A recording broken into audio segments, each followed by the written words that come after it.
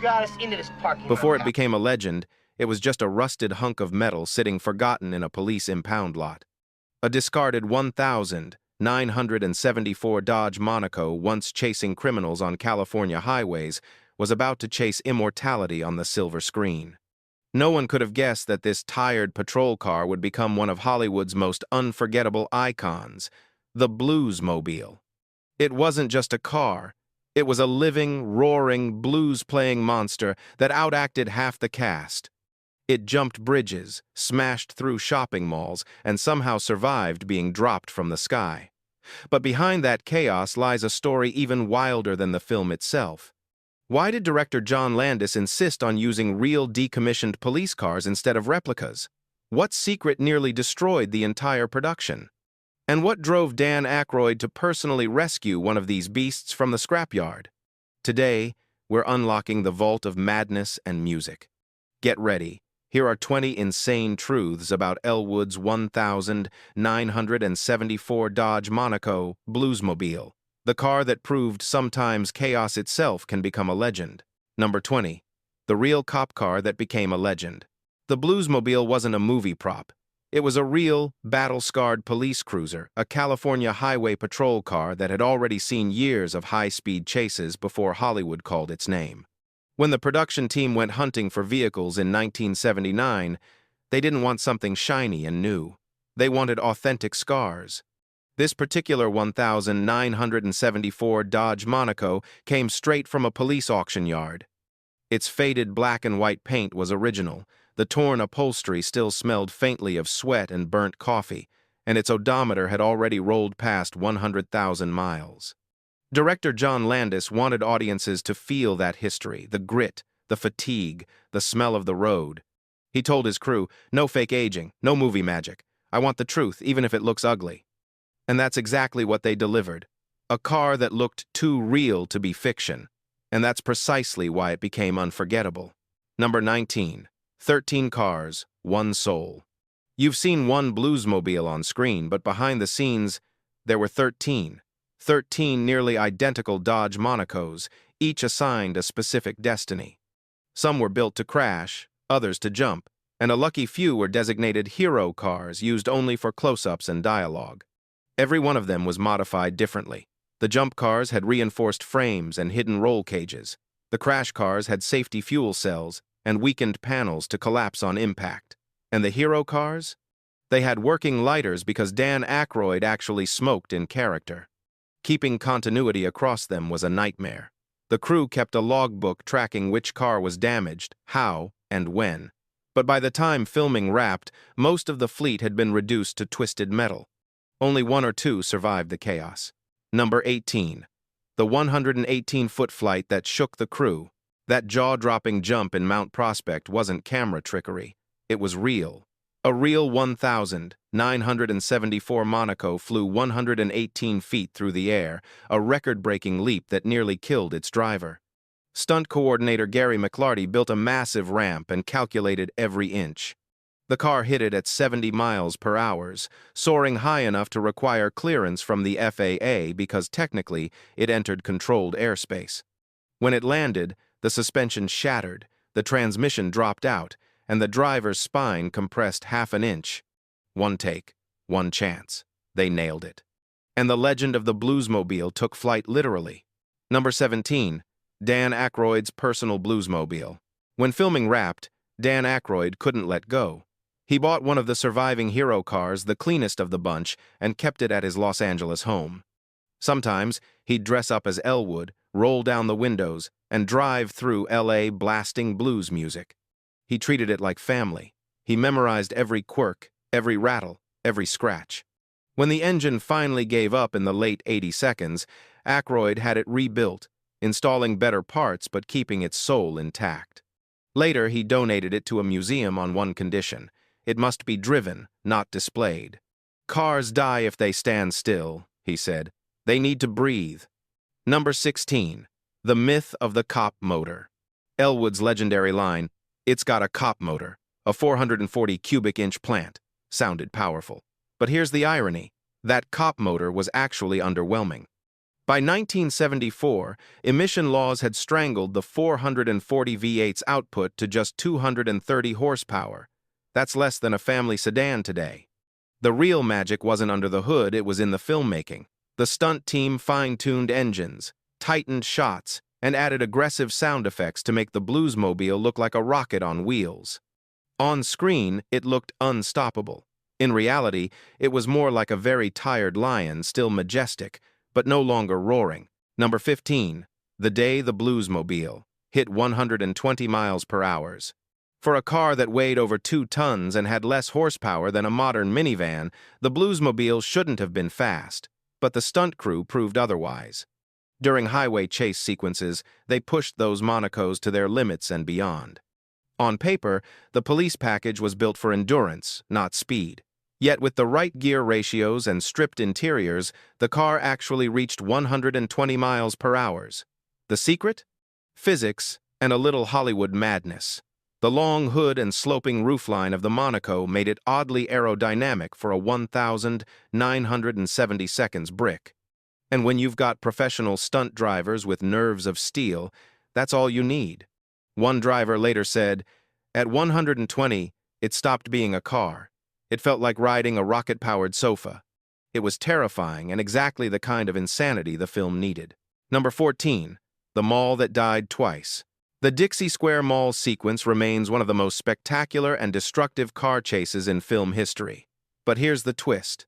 The mall was already dead. It had been closed for over a year when production started.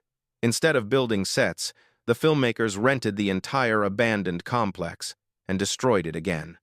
Every store was restocked with real mannequins, real glass, and real merchandise. The crew spent weeks dressing up a ghost town just to wreck it. When the Bluesmobile crashed through the toy store, those weren't fake shelves, they were real wood and metal, bought just to be annihilated. The bill? Over $700,000 in 1979, all for chaos. Cleanup took longer than filming. Mannequin arms, glass shards, and tire marks turned the mall into a surreal war zone. Number 13. The Star Who Couldn't Drive Stick. John Belushi, the wild, unstoppable Jake Blues, had one tiny problem. He couldn't drive a stick shift. For a film about high-speed chaos, that was a big issue. Several key scenes required him behind the wheel, but every attempt ended in disaster. In one infamous lesson, Belushi nearly drove straight into Lake Michigan. After that, the stunt team decided, no more lessons. Movie magic would handle the rest. In most shots, the Bluesmobile was either being towed or pushed by another car, while Belushi pretended to shift gears. The clutch pedal wasn't even connected. Meanwhile, Dan Aykroyd, a true gearhead, did most of the real driving. In wide shots, stunt drivers wore suits, hats, and sunglasses to mimic the brothers. Belushi's inability became part of the legend. It's funny the man who embodied reckless energy couldn't actually drive the machine that defined his character. Number 12. The cigarette lighter that outlived the car. Among all the chaos, broken doors, busted lights, engines barely hanging on one thing on the Bluesmobile always worked: the cigarette lighter. Dan Aykroyd insisted that every hero car had to have a functional one because he smoked on set as Elwood. The props team maintained those lighters like sacred relics, even when everything else failed. There's a story from the crew. One night, during a late shoot, the headlights died, the radio was dead, even the horn gave out. But when Aykroyd pushed the lighter in, click. 30 seconds later, pop. It worked. Perfectly. To the crew, that lighter became a metaphor for the entire film, a wreck held together by faith and duct tape. Yet somehow, the spirit never stopped burning. Number 11. The explosion that almost happened. Remember that wild scene where the Bluesmobile gets hit by a rocket launcher? That moment nearly turned into a real explosion. Originally, director John Landis and the stunt team planned to blow up a real car using live pyrotechnics strong enough to level nearby windows. The idea was to capture one massive shot, a genuine car engulfed in flames, but after doing the math, they realized the blast radius would have covered 3 city blocks. The cost for safety permits alone would have burned half the movie's budget. So they scaled it back. What we see in the film is a mix of miniature models and smaller explosions composited in post. But here's the creepy part: the full-rigged, explosive-ready Monaco was never scrapped. It sat on set for days, fully wired, with everyone nervously walking around it. Eventually, they disarmed the charges and reused that same car in other scenes. Somewhere in the Blues Brothers, you're watching a car that was once seconds away from becoming a literal bomb. Number 10. When real Nazis showed up, one of the film's funniest and strangest sequences features the Illinois Nazis. But on set, that joke got uncomfortably real. When word spread that the Blues Brothers was filming a scene mocking neo-Nazis, actual white supremacist groups showed up to protest. FBI agents were alerted. The atmosphere turned tense. Instead of running them off, John Landis had a different idea. He offered them $50 each to appear as extras. Most refused, but a few took the cash. So, in the movie, when you see angry faces shouting at the Blues Brothers, some of them aren't actors. They're real extremists, genuinely furious to be there. The crew described that day as one of the most nerve-wracking in the entire shoot. Aykroyd later joked, "We were making a comedy, but for a few hours it felt like a war zone." Number 9. The city that stopped for the Blues Brothers.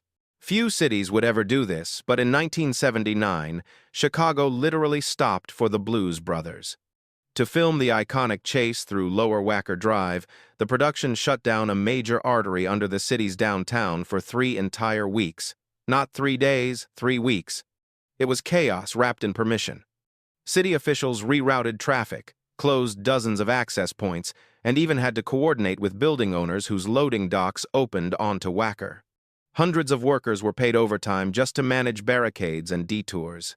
The crew only needed 4 days to capture the footage, but the contract guaranteed them the location for 3 weeks, so they used it all shooting insert shots, random passes, even filler clips, just to look busy.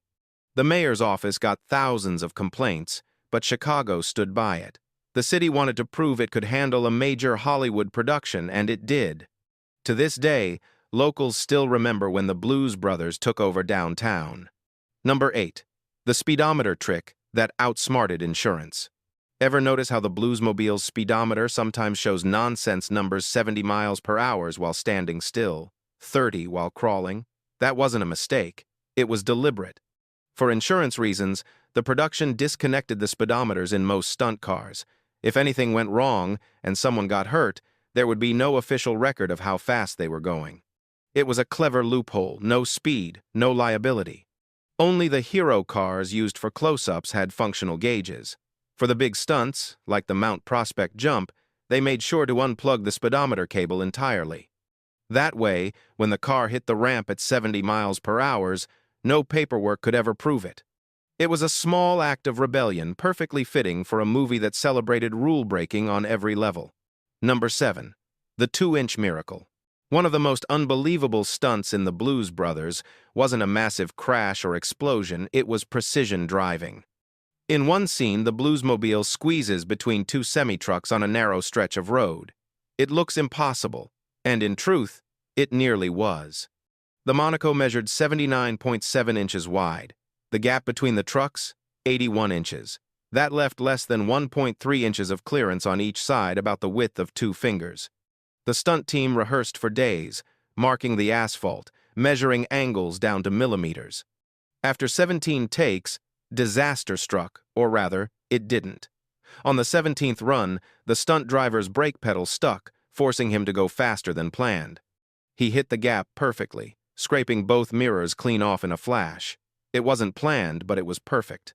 From that moment on, the Bluesmobile appears without side mirrors, a happy accident forever preserved on film. Number 6. The roar that wasn't real. When you hear the Bluesmobile growl like a beast, it's not really the sound of a Dodge Monaco. The production tried recording the actual engines, but they sounded awful. Tired, wheezing, nothing cinematic about them. So the sound team dug into Universal's audio archives and found something special, a 440 Plymouth Roadrunner engine from an older action film. That deep, thunderous rumble became the Bluesmobile's voice. They layered extra gear shift sounds, tire screeches, and even a subtle bass hum to make the car feel alive. It was pure sound design genius, turning a worn-out cruiser into a monster that roared through the streets of Chicago. Ironically, the only real sound left in the mix? The slow, reluctant starter cranked the please God start noise every cop car makes after too many years on the road. Number 5. The suspension that fought Hollywood. If there was one part of the Bluesmobile that truly lived up to Elwood's sales pitch, it was the suspension.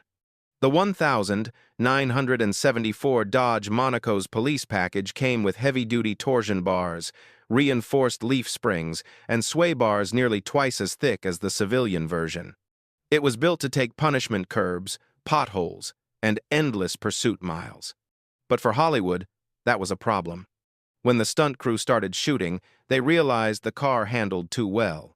It didn't roll dramatically in corners or bounce on jumps, it just stayed flat and composed, like a professional athlete refusing to look clumsy for the cameras. To make the chaos more cinematic, they did something unthinkable. They softened the suspension, replacing springs and dampers so the car would lean, dive, and wobble on screen. The Bluesmobile had been engineered for stability, and the filmmakers fought it to make it look unstable. In other words, they broke perfection to create art. Number 4. The license plate that carried a secret. Every movie car has a license plate, but few have one with a secret this personal. The Bluesmobile's plate reads BDR 529. Most viewers never questioned it, assuming it was random. But for Dan Aykroyd, it wasn't random at all. BDR stood for Black Diamond Riders, a motorcycle club he joined as a teenager in Canada. 529 was his personal membership number. When the prop department asked what plate number to use, Aykroyd simply gave them those 6 characters and never explained why. Not until years later, in an interview, did he reveal the truth. During filming, the plates kept getting damaged or stolen by the crew as souvenirs. By the end, over 40 duplicates had been printed. The original hero plate vanished on the final day of shooting, possibly taken by Aykroyd himself, though he never admitted it. A small metal rectangle, hidden with meaning, the kind of inside joke that turned a police cruiser into a personal time capsule. Number 3. The loudspeakers that actually worked. That giant loudspeaker on top of the Bluesmobile? It wasn't just decoration, it really worked. The sound department wired the speakers to a real amplifier powered by an extra car battery hidden in the trunk. During street scenes, they actually blasted blues music or announcements through those speakers, not added in post, but live, on set. It was both brilliant and infuriating. Locals around Chicago complained about being woken up at 6 in the morning by booming blues riffs echoing down the streets. The speakers were so loud that crew members had to wear earplugs during takes. But there was a problem. At speeds over 30 miles per hour, the wind drag tried to rip the speakers right off the roof. The team had to reinforce the brackets again and again until they finally built a set of lightweight foam replicas for high-speed scenes. So, in shots where the car is parked or crawling, those speakers were real, thundering and alive. But when it's flying down the road, you're looking at foam, pretending to shout the blues. Number 2. The director who crashed his own movie. John Landis, the man who directed the Blues Brothers, wasn't content just calling the shots, he wanted to do one himself. During the mall chase, he volunteered to perform a simple stunt, backing the Bluesmobile into a light pole. How hard could it be? Apparently, very hard. Instead of hitting the brakes, Landis hit the gas. The car lunged forward, smashed through a jewelry display, and caused $7,000 worth of damage in 3 seconds. The crew froze not because of the mess, but because their director had just nearly killed himself. The studio's insurance team was furious and immediately banned Landis from driving any vehicle for the rest of the production. Ironically, the footage from that mistake looked so good, they kept it in the film, one of those random destruction shots during the mall sequence. Afterward, Landis kept a shard of broken glass from that jewelry case on his desk, a reminder, he said, of the day I almost became part of my own movie. Number 1. The last Bluesmobile still breathes. Out of the 13 Bluesmobiles used in the film, only one survived. It wasn't restored, rebuilt, or remade, it simply endured. This car, scarred and imperfect, still carries its original 440 engine, the same worn seats, even the cigarette burns left by Dan Aykroyd himself. The dent on the roof? It's from a botched stunt in Chicago. The missing trim on the door? Never replaced. Today, it lives in a private collection, stored in a climate-controlled garage. Once a month, the owner turns the key and lets it run. The engine still coughs, sputters, and finally growls to life, a tired old monster refusing to die. He's been offered over $1 million for it. He always says no. Some things, he told a reporter, are worth more than money. That one sentence captures the entire soul of the Blues Brothers' loyalty, chaos, and the undying rhythm of the blues. Before we close the hood on this story, one last note: if you love learning the untold stories behind Hollywood's most iconic cars, make sure to hit that subscribe button and tell us, which fact blew your mind the most? Because the story of the Bluesmobile isn't just about metal, horsepower, or stunts. It's about resurrection. A retired cop car, forgotten and discarded, reborn through art and chaos into something immortal. It's a reminder that legends aren't always built from perfection. Sometimes they come from rust, failure, and a stubborn refusal to stop moving. The Bluesmobile may have started as a wreck, but it ended as a religion. A testament to the wild, soulful heart of American cinema.